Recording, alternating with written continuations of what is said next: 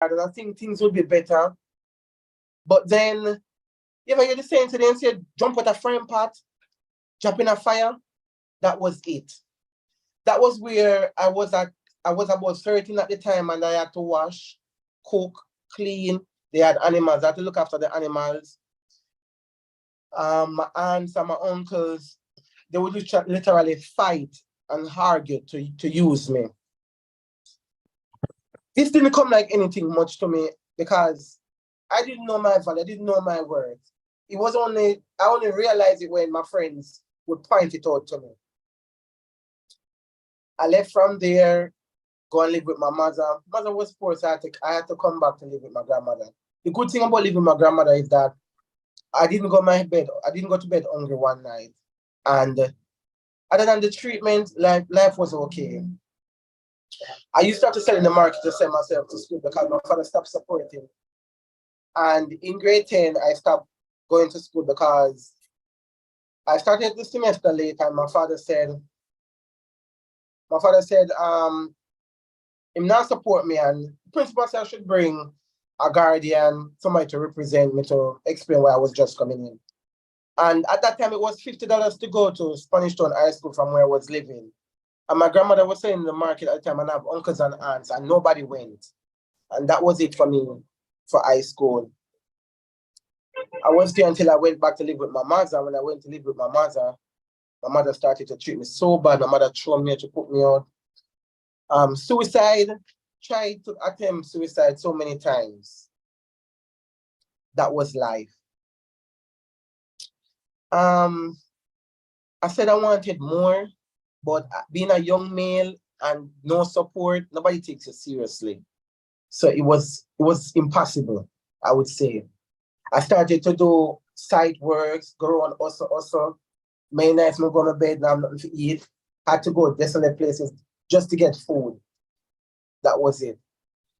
And I said that at the time, they launched a career advancement program, and I got a spot at Edith Alton James High School, and I went there, did excellent, got all my awards, top achiever. I was doing commercial food preparation there at the time. And I said, I'm going to go back and get some subjects and push myself. I didn't know I was going to do it. And one day I was watching Ian Boyne, and I saw a gentleman on there, and Ian Boyne, he was explaining his story, and he was telling that he was doing medicine. He was a roboticology surgeon, and he was saying that he wasn't the brightest person. He failed.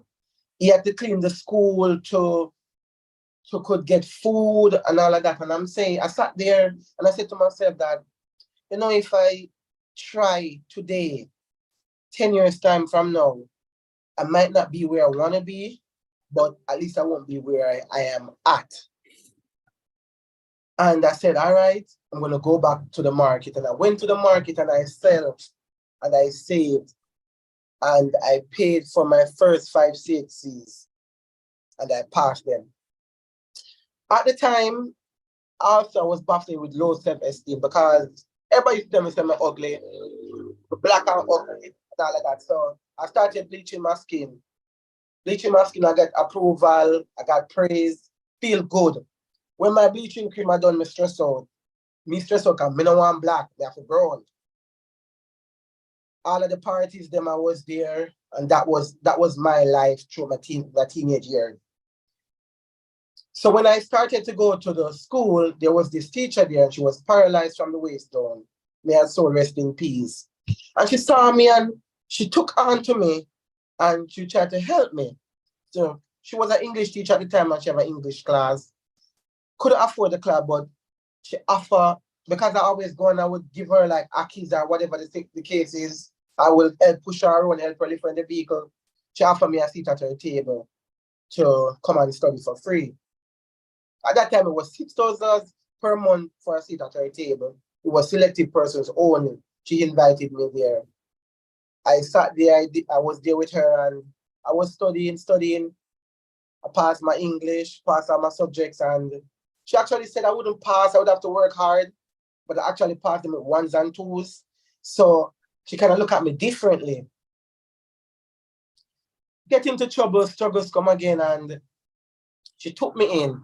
When she took me in, the helper that she had at the time, she got jealous because she thought that I was there to take her job because she took me in. I appreciate I jump around and do every little thing that I can do. They were Adventists, so I wash, I cook, I clean. The helper pay didn't cut any at all, but for some reason, she was threatened. And she started to treat the lady bad. And for the first time in my life, somebody actually chose me over everybody else. And that felt good because my father was living in England. He didn't file for me. He filed for my stepmother and her kids. So I was left here. She encouraged me, she said to me, say, I'm going to encourage you, I'm going to make you make a money yourself. You can't go to university. I never dreamed I would see university door. Never. She said, this is this, that you should do. She said, you're such a loving and caring person. Why don't you do nursing? Because my dream was to be a doctor. And I said, boy, I don't know, you know, people are going to say, okay, people are going to say this, people are going to say that. She said, Radcliffe, you have to know you and you have to believe who you are and be comfortable with who you are. That's what people say. And she got sick and I had to look after her. Then I left from her house because after living with people over a period of time, them get tired of you regardless. And that is why I said earlier that there's good and bad in everyone, because even though there were some bitter moments living with her, there are also some moments that I can never repay her for. No, I cannot hold her accountable or hold anybody accountable for any wrong that they have done to me because it has impacted on me in some way, positively, because here I am, because I've learned. They're struggling, going through. I said I would do my capes, get some more subjects. I'm there struggling through. Many nights I have to go to my bed hungry. Christmas, I don't celebrate Christmas, not because of a religious purpose, but I don't know what that feels like. I don't know what family loves feel like. I don't know what supports feel like until now. I was always alone throughout my years coming up. I had friends then, but there wasn't friends. And then when I was achieving, there was no one there to encourage me of my achievements. Up until now, people start to recognize me. And because of how I felt, I said I would never want anybody to feel how I feel. And I know the importance of love. I know that sometimes, I know what it is like to give a little. Because at the place that I was, a little would mean so much. So going to the market, get my subjects, and I said to myself, all right, I'm going to go Portmore Community College to further myself. So I asked my mother to come and stay at the stall for me because me have fend for myself. I said, Mommy, come stay at the stall because you can get something to eat and help yourself and the kids. And we can help each other because I'm doing this for us. My mother never got that stall one day in her life. And I couldn't juggle the card running up and down from police and going to school. So I had to choose. And not having any support and being a male, when you fall, you hit rock bottom. I have been at rock bottom so many times. That's my space they down there. And with that, I understand what it feels like to be at the lowest. And that's where I spend most of my time with myself and I learn to love myself. I start bleaching because I learned to accept myself. My big lips, them, the Kim Kardashians pay millions for it. You understand? So I've learned to embrace myself. I've learned that hurt people. I've forgiven people before they even ask for my forgiveness because I have learned that holding on to the things that have hurt you, you give persons power over you. And the moment you forgive, you don't have to necessarily forget, but you just put it behind and you move on. Heal. Today, my stepmother and I were the bestest of friends because when I look back at life, even though my stepmother did something that I didn't appreciate, at the end of the day, she was the closest thing to a mother that I had because she didn't put me out when my biological mother put me out. my biological mother told me she didn't like me because I was the spitting image of my father. My father used to abuse her. As a child, I didn't deserve that. I was wondering where I go wrong in life. When we do wrong, people that say generation curse, people that say science, all kind of things. I'm wondering where I go wrong as a young man. All those journeys, all those tribulations made me into the man I am. Today, I am a person of love. I devote myself to helping others because I know what it's like. I usually keep, so for 1 year, I tell myself when I get on my foot, I said to myself that, I wouldn't buy myself anything. I use the money that I have for my Christmas to cook some food for some homeless persons because I know the struggle is real. And I walked around and I asked for volunteers and I got a couple sponsors and I put the money that I had. And that year in particular, my friends came along and they helped me and we could cater for about 200 to 300 persons in downtown Kingston and Spanish Town. And I wanted to make a huge impact and I said I would do it annually because I know that you don't have to have a lot to give. You'll never have enough to give. It's out of the little that really matters. And I said I do it annually, and then COVID came. I started nursing school. When I started nursing school, didn't seem possible because they told me that I had to choose between work and school. As I said, there's no support. And I came and I was living on the compound where I work. Somebody saw me and said to me that,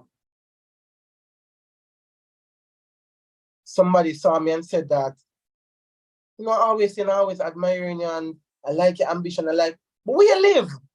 I say, no, I live around there. So my person said, around there, so. But no, when around there, so you can't sleep. You manage. And that person, they said she's the wickedest person in the institution. And she took me and she gave me somewhere to stay. And I keep saying this, there's good and bad in everyone. She gave me somewhere to stay while other person saw her as the wickedest person. And I have been living there for over 3 years without paying any rent. And who could that be? I then use the opportunity to go out and help because of my help others who don't have it, help my fellow colleagues, help my friends.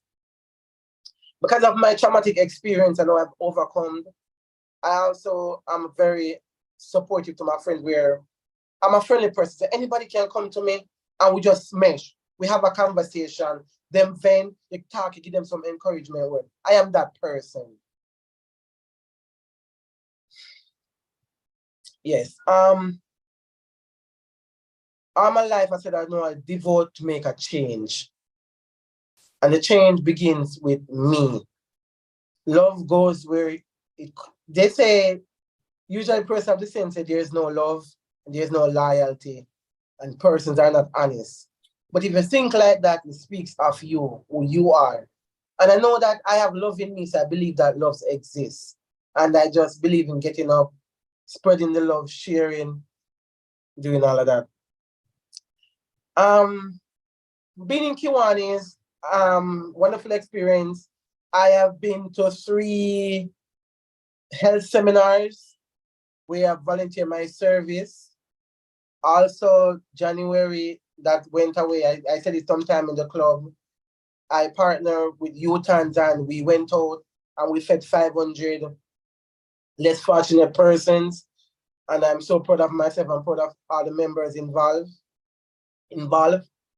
I am very passionate about cooking. I can help myself.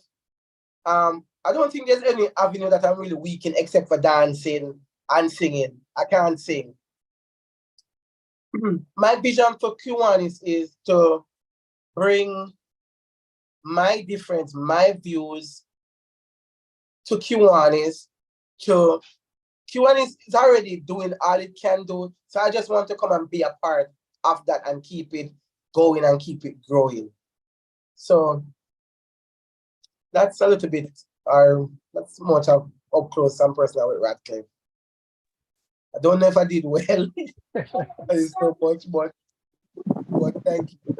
Radcliffe, Don't worry about whether you did well. You know, you have an amazing story, and it's inspirational.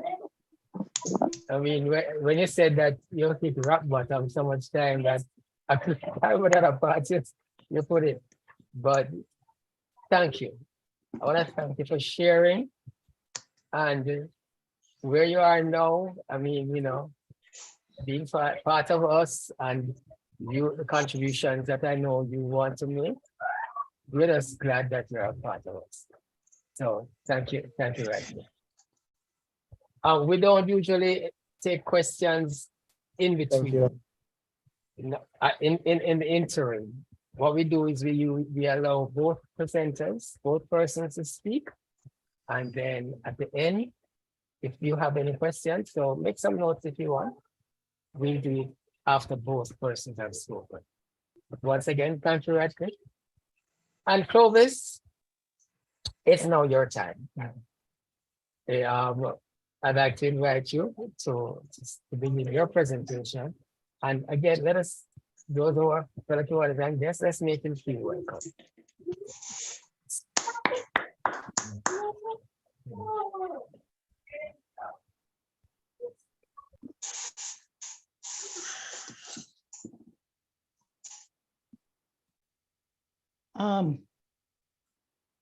Good evening, PD Newton.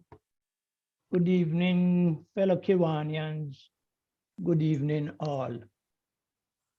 Let me first start out by thanking Kiwanian Radcliffe Wilson for opening the batting, because as a cricketer, I can tell you, it's not easy to play the new ball. It is fast, shiny, and difficult. So, boy, to go out there and open the innings, it was fantastic and interesting. And before I start my presentation, PD Newton, if you'll allow me, I just want to make two comments. One, I'm recommending to the Aki of the Kiwanis that they give DP Stuart Spencer an award for persistence, because DP has called me between 4 to 6 times to be up close and personal, and I refused every time, for the simple reason that I think that there are many Kiwanians with much more interesting story than you'll hear from me. But I mean, when he told me he was sick, I said, no, the least I can do is accept the invitation this time. The other comment I want to make is that I'm not a very active Kiwanian, but I do read all the WhatsApp. And I can tell you guys that you guys, Kiwanian Club of Kingston, has been doing a tremendous job. When I read about the meetings that you're having, the interclubbing that you're having, the activities, I mean, just reading them, I feel very, very tired, and that's honest. Just to read what you guys are doing, not participating, but just reading, I feel tired. So I can tell you that you guys, trust me, your reward is in heaven. As far as I'm concerned, then, up close personal with Clovis Metcalfe, I am the first and only son of Harold and Elsie Metcalfe. And I was born in the Victoria Jubilee Hospital. I started my schooling at St. Aloysius Boys School, and then went on to St. George's College. My school days at George's really started very eventful. As on the first day I went to St. George's College, I received 2 demerits. And let me tell you how the system works. If you get 3 demerits, you are dismissed from the school. I received 2 demerits on the first day and nearly got expelled. And it's so funny because a friend of mine who was in second form was so happy to see me coming to St. George's College. So at lunchtime, he came down to me and said, come with him and let him ride with me to the Classic Club on North Street where we have lunch. He was really showing me around. So no problem. I went with him on the bar. St. George's College had a bicycle shed at the side time. He went into the shed, took the bicycle, put me on it, and he rode down to the restaurant and we had lunch. When we came up back, I heard the Dean of Discipline wanted us. When I went to him, he really was not a happy priest. He said the owner of the bicycle, who is a good friend of the fellow who gave me the lift, complained that they had stolen his bicycle or taken away his bicycle. I guess he wanted to ride on to lunch, you know. And the priest wasn't amused. So he gave me 2 demerits. And trust me, that really was a enlightening start, to say the least. At St. George's, I was quiet, troublesome, sort of humorous, and somewhat popular because every year the school would have a campus personality. And one year I tied with Ronnie Twaits as the campus personality at St. George's College.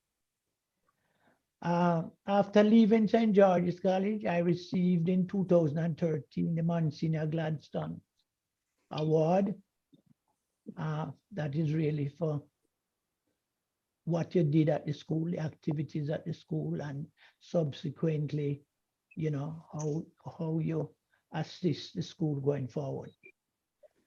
And in 2018, I was inducted in the St. George's Hall of Fame. And in addition to what I did for the Monsignor Gladstone Award, it is because I got 2 national awards that plummeted, that you know, skyrocketed me to the Hall of Fame. I am married to an Alpha graduate, Hermin Leehing. She's a pharmacist and a distinguished president of Kiwanis Club of New Kingston. And we've been married for 48 years. You notice that she even came into Kiwanis after me, and she's a distinguished president. And I had not moved from Kiwanis. So, you know, you guys should be sorry for me. You know? But life is like that.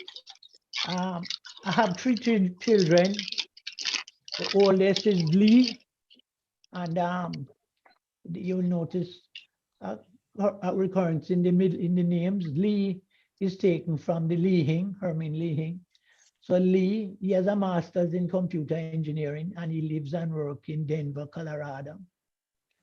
Leanne, my first daughter, she has a doctorate in biomedical engineering and she presently does research in Texas.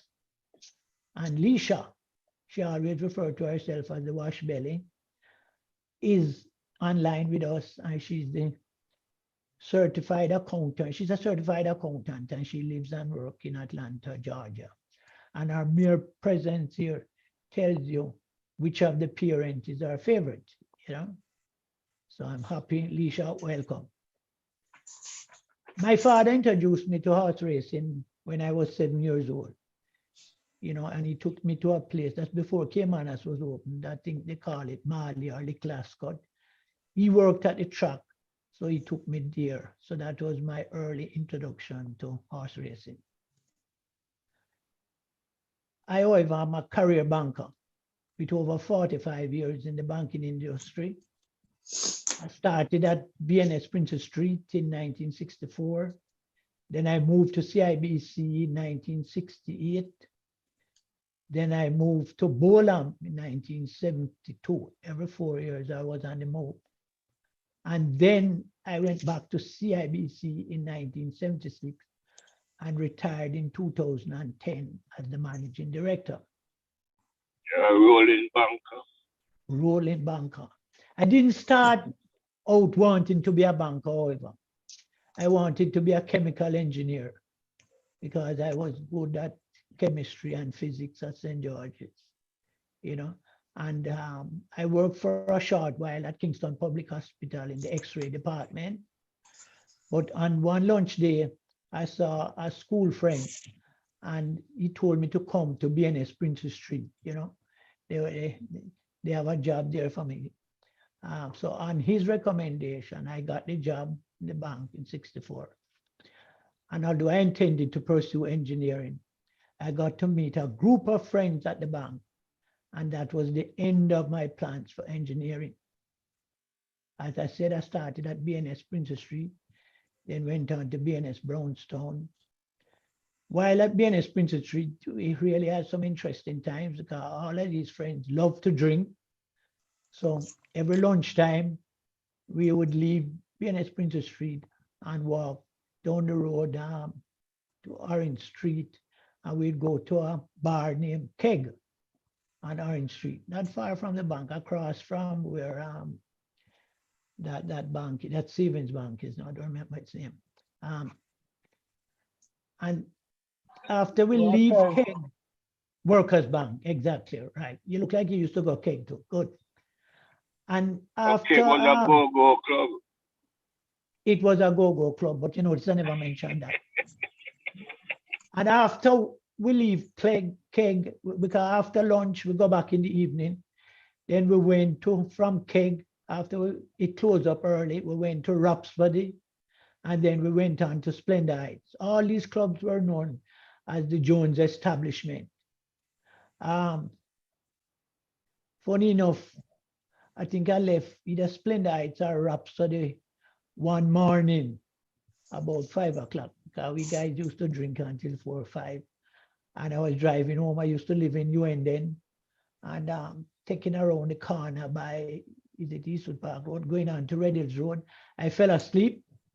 The car went up on the banking, you know, that boulevard, that bridge, overhead bridge there with Red Hills Road underneath it.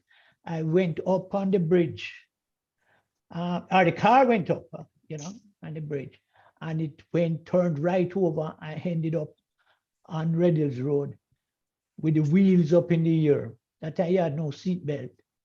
And when I woke up, I heard some people were going to church, because it was early Sunday morning. And I heard somebody said to Jervis Clark, Jervis Clark, you don't want to give him the last rites. I heard that. They came across to me, but I came out of the car and got a lift home. And that was one of 3 or 4 serious car accidents. While at BNS, you know, it's not like no, we worked, you know, we would compete as tellers. I was a teller then, to see which one of us, the Richard James, the Bruce James, Algie O'Neill, Louis Cashota, all of those people, to see which one of us would take in the most cash. We used to try and rush to see how many people we can serve at the far, you know, by the end of the day. And at the end of the day, we would balance the savings ledger and try to ensure that the first time it's balanced, because there are 1,000 cards with balances, you know, and we'd balance and try and do that on the first try.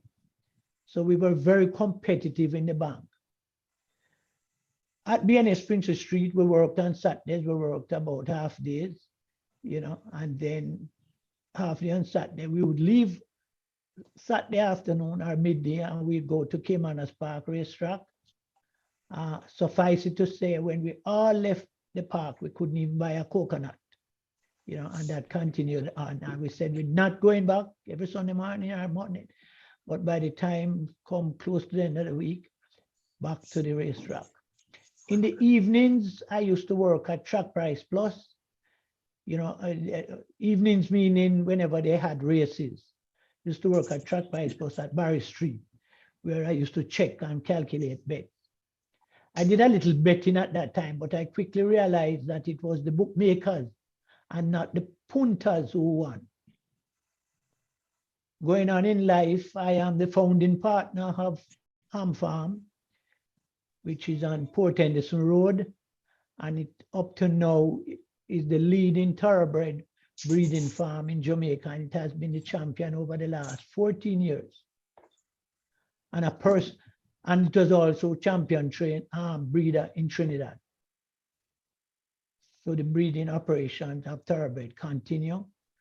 Personally, aside from the farm, I also owned racehorses over time, and I'll give you some of the names, or you might Orient Express, Rum Talk, Royal Grind, Fight for Pleasure, Ringleader, Gang Leader, Duan Met, Neftenga, and Super Lee, named after my daughter Alicia, Super Alicia. That is to name a few of the horses I own. I also was very successful personally and continue to be successful as a personal horse breeder, having bred the likes of I'm Satisfied, who was a Triple Crown winner in Jamaica, Menudo, who won 4 Super Stakes, and presently Mahogany, that was the champion handicapper in Jamaica last year. Currently, I am the first ever chairman of all 3 gaming and horse racing commissions, namely Betting, Gaming and Lotteries Commission, Jamaica Racing Commission, and the Casino Gaming Commission. In the past, a different person used to chair those individual entities, but Nigel asked me to chair all 3. So that's some history in the making, and I continue to chair all 3. I was also a director. Omar had appointed me to be a director of Cayman Track Limited. I served there, and I'm presently the financial director of St. Patrick Foundation, which my wife chairs. And I was awarded 2 national honors. That is the Order of Distinction in 2014 and the Commander of Distinction in 2018. I presently also am the chairman of CIBC International Bank Securities Limited. For recreation, I like to listen to music. I'm a Meritone fan going back years, because they say Meritone music lasts forever. I used to watch, and I also continue to watch sporting events, especially athletics and horse racing. When I was at school, I used to ride with a friend bicycle up to Glass Bucket. I think that's where BNS is. And we used to attend teenage dance party. That is when I met Winston Blake and a fellow named Castro, and I used to watch them dance in their white shoes. Those guys could dance, As regards exercise, I haven't started yet, but I need to follow the advice of my doctor. Every time I go to my 6-month checkup, Andrew Song said to me, Clovis, you have to start walking. So hopefully I will take that up sooner than later. As regards motivation and what juices flow, I really always look out for and support the poor. I try to assist all who seek my services in banking and give financial advice freely. Special interest, again, I mentioned horse racing and music. As regards skill, I played on a winning Colts cricket team at St. George's College. I used to enjoy watching the student spectators' movements whenever the captain gave me the ball. And I didn't find out till a couple of matches late in the season why, whenever the captain gave me the ball, the students would start packing up their bags and everything. When I found out, the reason for that was, they said, but Metty, when the captain gives you the ball, the match all over, Georges win. So they were getting ready to leave. So needless to say, I was a top-class spin bowler. I played sunlight cricket for St. George's for 4 years. And I also represented St. George's, only in class 4 though, in track and field. And as a popular individual at the school, when I was in 6th form, I was the captain of the football team, and that included Manning Cup players like Dennis Chung and Wayne Reed. They played under my leadership, and I couldn't even kick a ball. Um, at St. George's, the priest who stood out, I learned a lot from many of the priests. We had one named Geek McCluskey who taught us physics, and he named three of us, myself, Winston Millwood, and Ronnie Chin. He called us the great minds, the three great minds when we were in that physics class. But my favorite pastor was Father Leo Quinlan. I actually asked him to marry us, and he did it at Holy Trinity in 1975, Our Lady of the Angels on Mullines Road. And he said to me, Clovis, you sure you want me to marry you? I said, yes, Father Leo, I would want nobody else. And he said, let me tell you, Clovis, all the marriages I have done, none of them have lasted 6 months. And I said, Father, I still want you to do it. And he went ahead. We were good friends. I remember when myself and Ian Ford resuscitated the Old Boys Association and started it back up. I invited him to a dinner, fundraising dinner St. George's Old Boys had, and he was living at Campion House, that is where the priest house beside Campion College. Went and picked him up, and after the event, I carried him back to Campion House, but the gate was chained and locked, so he couldn't get in. I took him home, he slept over, and then the next morning, I took him to the Campion House. And when I dropped him off, I went home, I phoned him, and I said, Father Quinlan, you all right? He said, yes, man, I'm perfect. He said, that little youth, who's still here now, very good, Father Ryan, ball plate, we call him. He said, I went in through the door, and Father Ryan said to me, young man, where are you coming from? And I just told him I slept out, and he never asked me another question.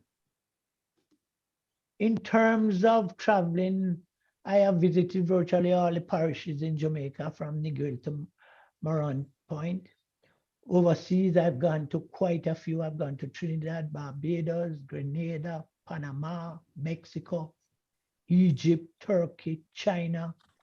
China was a Kiwanis function, Hong Kong, Taiwan, Germany, Spain, France, Monaco, Italy, South Africa, US, UK, Canada, Australia, and I went with Kiwanis to St. Louis, Missouri. So I have traveled well.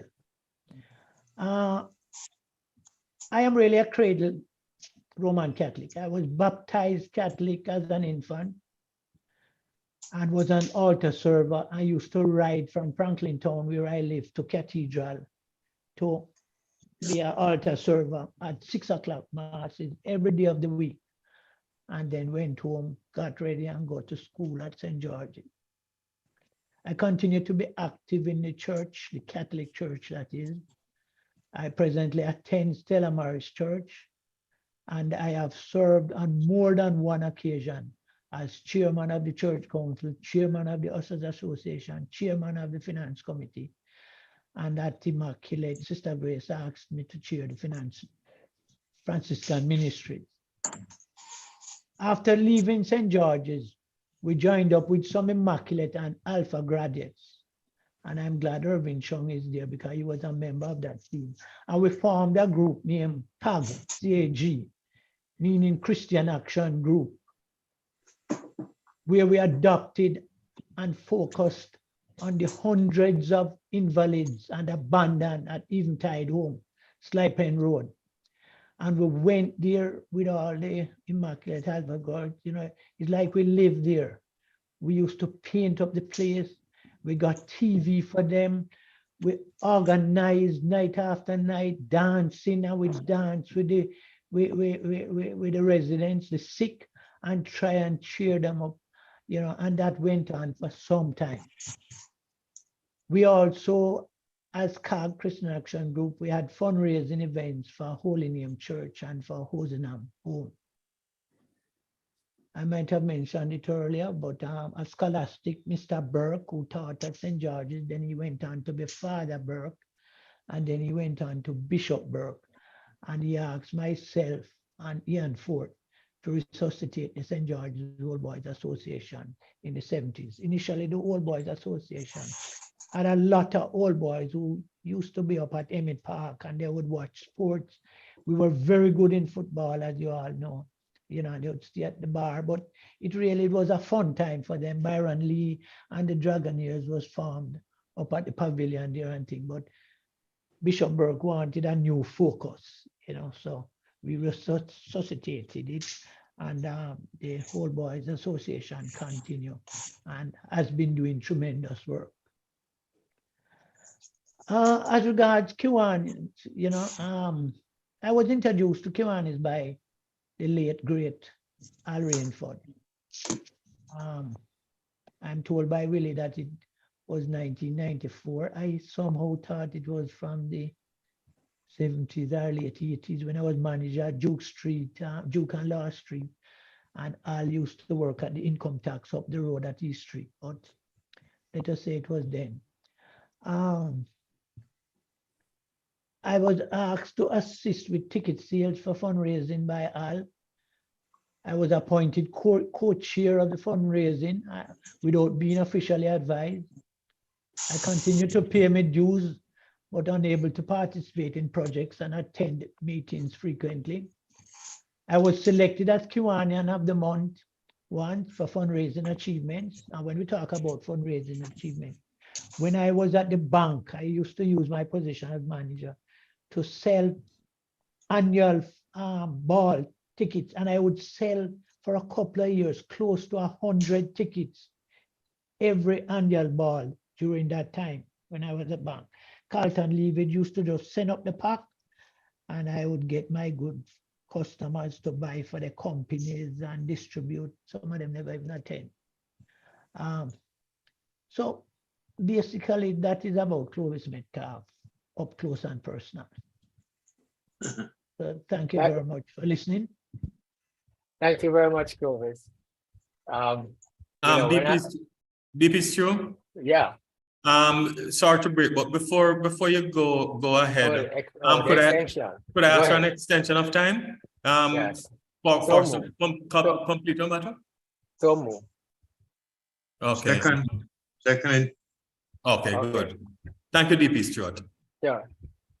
You know, when I mentioned to Clovis that I wasn't well, I didn't really elaborate, but I see he picks up the hint, because what I was really saying is that don't have to go call and wait for people to try and find a second person.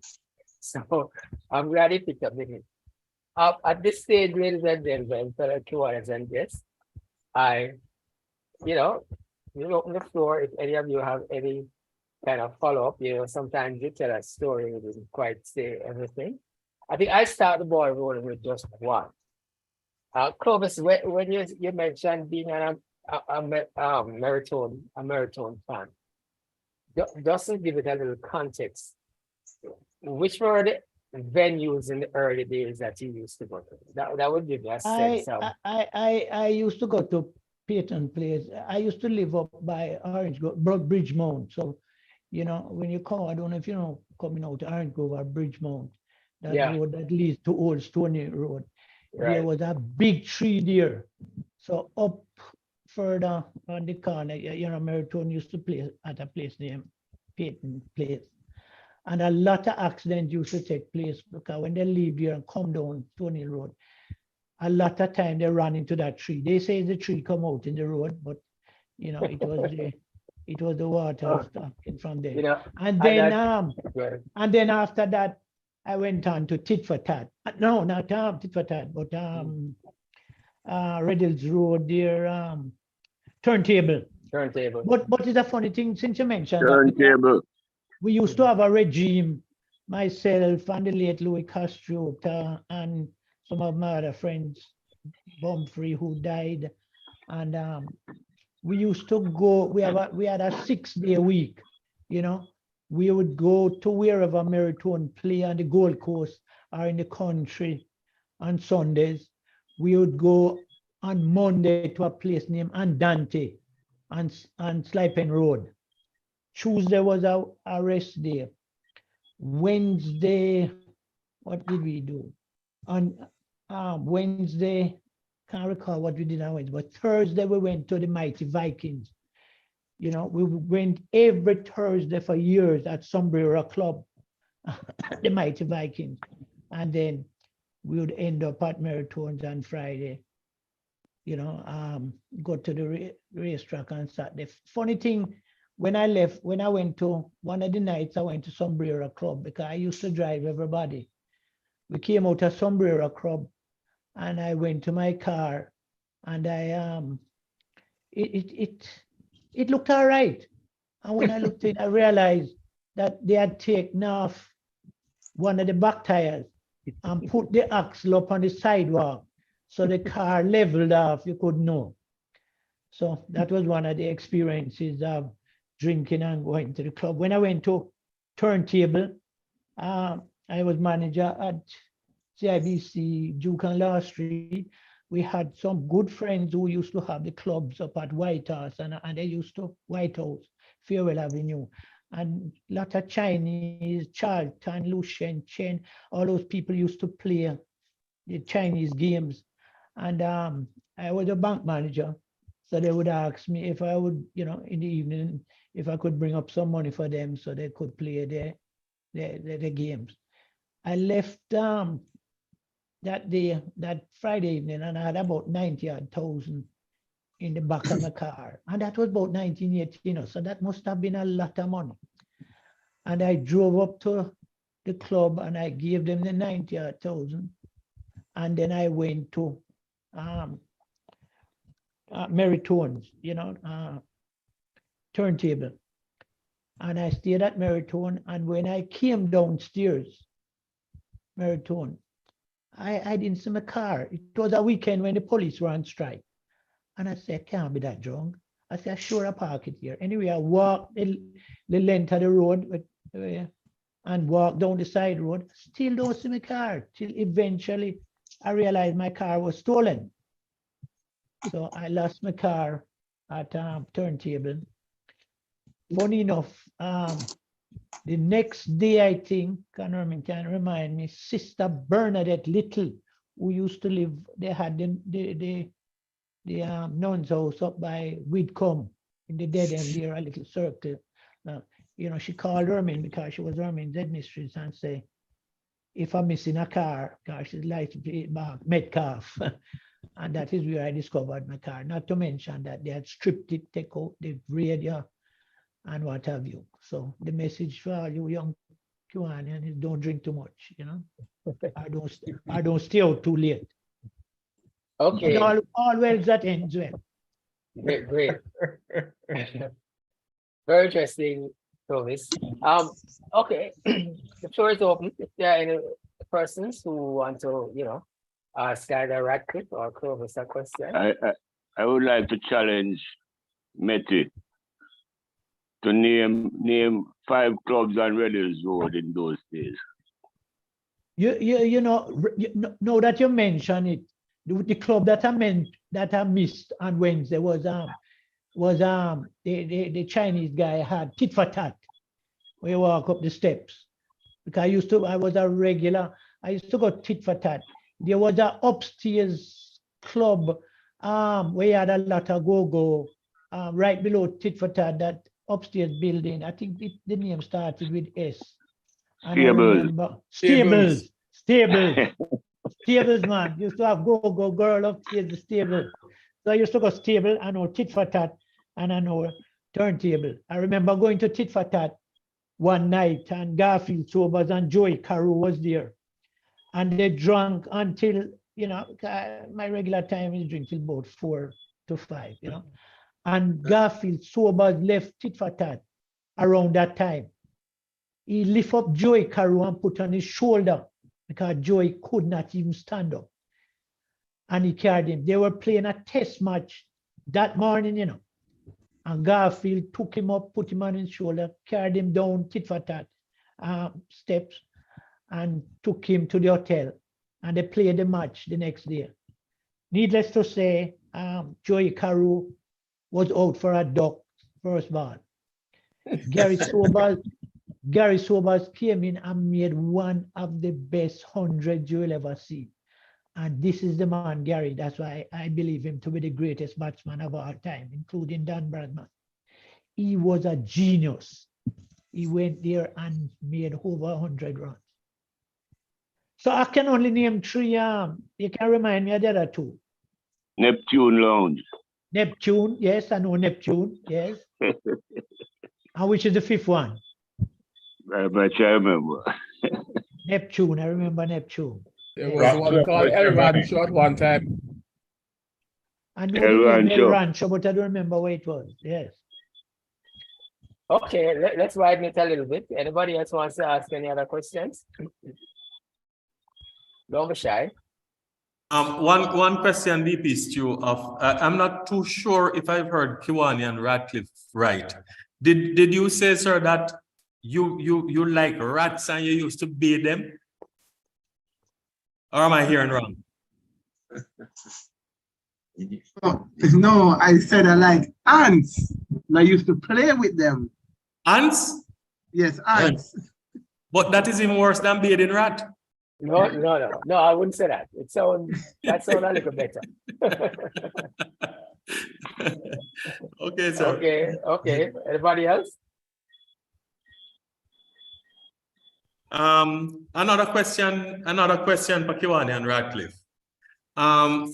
With all that you went through, I'm no psychologist, but they said people who go through all of that tend to get through because they focus on something. Was there anything that you were focusing on while you were going through all of those rough times that allowed you to push through without losing it, without becoming mentally unstable?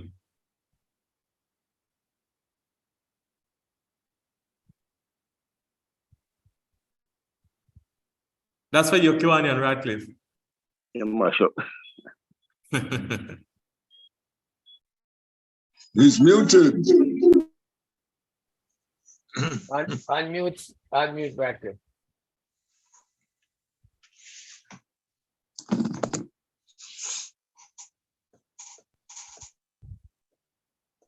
Yes, I'm here. I had so many things open. I lost the Zoom. I thought I lost it. Could you repeat the question again, please? The question is that they said that oftentimes when people go through difficult times, they make it through because they're focusing on something. Either they focus on where they want to get to or something else that kind of take the mind off their current circumstances. And I'm asking you if there was anything or anyone that held your focus so you could stay on track to becoming who you are today. Good question. You know, I feel like I'm there upon a nice companion because I really haven't reflected back much. But I know that when I was going through everything I was going through, I knew that I didn't want to succumb to it. I tell myself that I knew the type of person that I was. I knew that for sure, even though everybody misunderstood me, even though everybody treated me a particular way, I knew I was a good person. I knew I was loving. Even when I was helping, my father used to send me a come around. And I just believed that I would just keep giving until one day I get. And that was what just kept me going, was just giving, just being me continuously. And it has been really rough being me continuously, but that was it, just keep me going because I couldn't be anything else than who I was. Okay, thanks for that response, Radcliffe. I think we're going to have to wrap here. We are running a bit longer than usual. So sure. Can I make one observation? Okay. I don't want us to miss it because Mete joined this club long before me. And he has done tremendously all across the island in many, many spheres. But there is what you call the wind beneath my wings. And he has an absolutely wonderful person named Herman that I know has been the person who has kept him focused and to be the person he is. And if it's not so, I ask him to challenge me. No, can't challenge you because I thought the last speaker would have asked me to address same question for me. On top of the list that who influenced my life and guided me, I would have said is one Herman Lee Hing. So I can't question that. That is, well, you know her close, you and your wife know her very close. So, you know, we know what she's all about. So yes, Thank you for raising that, Rasta. that's a true statement. Yeah. Okay. All right. So it's just up to me to say thank you to both Radcliffe and Clovis for being willing to share with us. You know, bear the chest, you know, bear everything. And for that, we are grateful. And thank you once again for being part of Close and Personal. President designate. Your time. Thank you, DP Stuart. And I couldn't have said it better if I'd said it. I mean, both gentlemen are wide ranging, not in any little box, and they have succeeded wherever they have put their feet. So great. Okay, at this point, we are going to ask Kiwani Zuri, or Sergeant at Arms, to take charge. So Kiwani Zuri, it's over to you, sir. Good evening, everyone. Thank you, PD Newton. So today we're going to be doing kind of like a history lesson. So for those of our SLP members who are on, you probably won't readily relate to this, and I mean other people too. So in Jamaica, we used to have these, well, I don't know if they still do them, but we have these jokes we call black man, white man, Chinaman. See, history lesson, everybody gone quiet. So it is that they all three went to prison, right? And they were sentenced to be executed. So it was the white man's time first. He went, and the executioner said to him, "Any last words?" And he did his prayer, and the executioner pulled the switch. Nothing happened. The executioner said, "This must be your lucky day. You are free to go." Chinaman went next, asking the same question. "Any last words?" He said a prayer in his language. Executioner pulled the switch. Nothing happened. Said, "All right, your lucky day. You're free to go." It was black man's time. He sat down. The executioner asked him, same question. "Any last words?"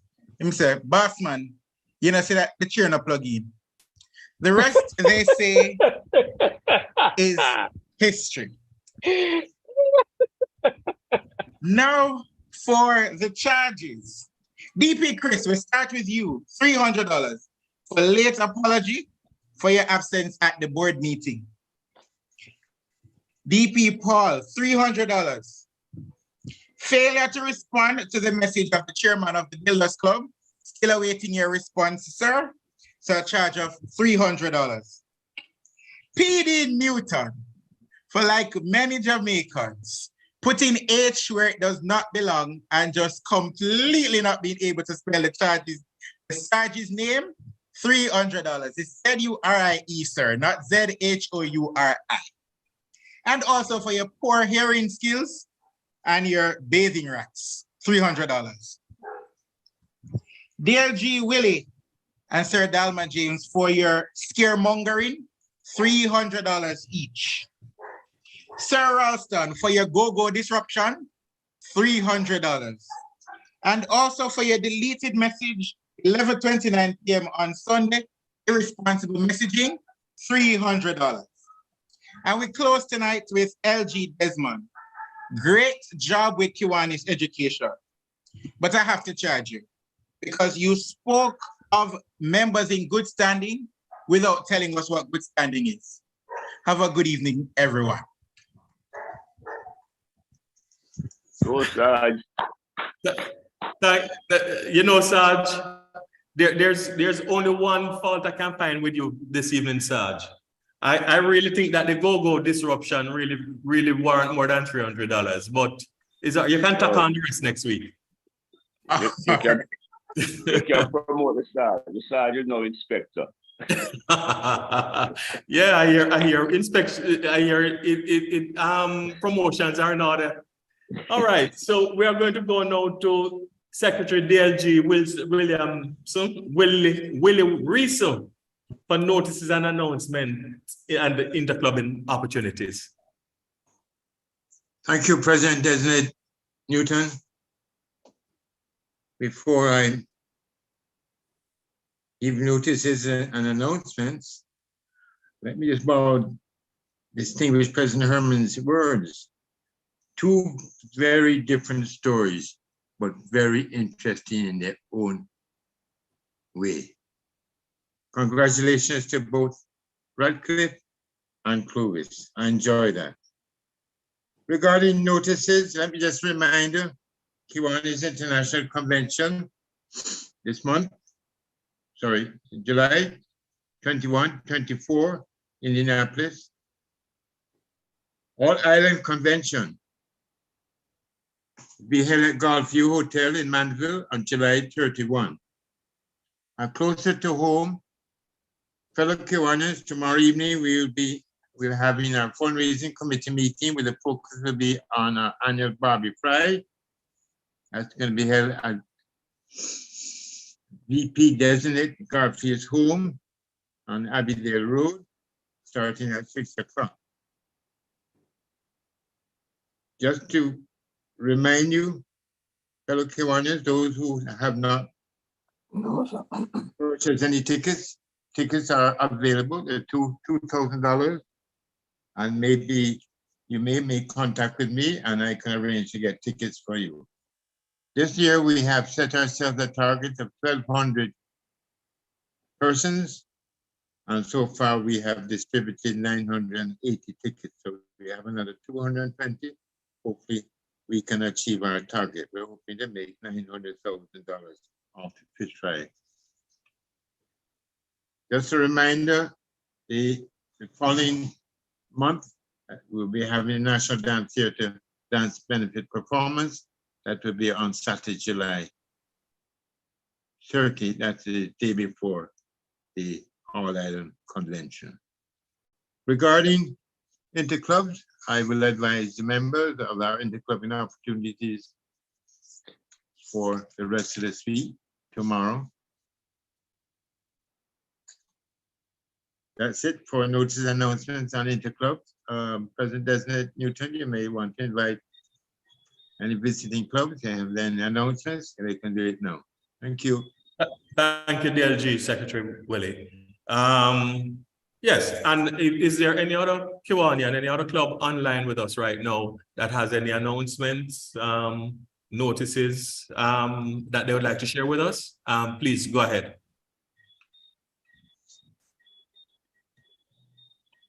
None? PD Newton. Go ahead. Yeah. If there is any fathers in the house who has nowhere to go on Father's Day, they can contact me. I have the perfect suggestion, so they can contact me. And they know my number. Okay. And fathers, if you're going to go with past district trustee Ralston, I suggest you, if you have a wife like DP Herman, you give them your number and let them know that where you're at in case they need to come and get you. All right, so let's go now to Chairman DP Stuart Spencer for our thought for the week.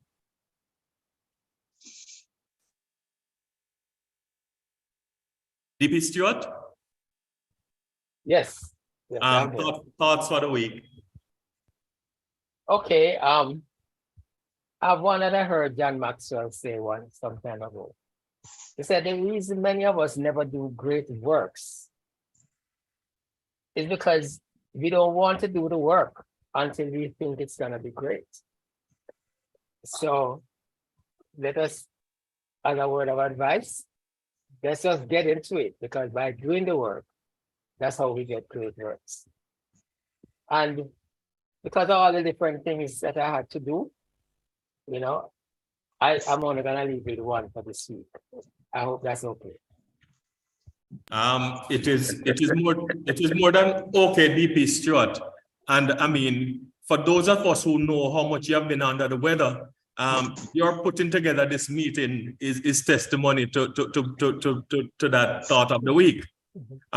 Because I'm pretty sure you didn't feel like doing it, but you did it anyhow, and it has turned out to be a really great evening. I mean, the two Kiwanians who presented to us since night, they came from two different, as I had said earlier, and they came from two different ends of the scale.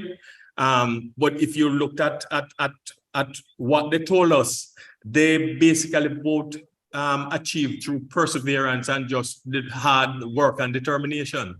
So it's an apt thought of for the week that you have brought in. Okay, we have basically come to the end of our meeting for this evening. Is there anything that we need to bring forward before we terminate? Dale G. Willie, we have covered everything.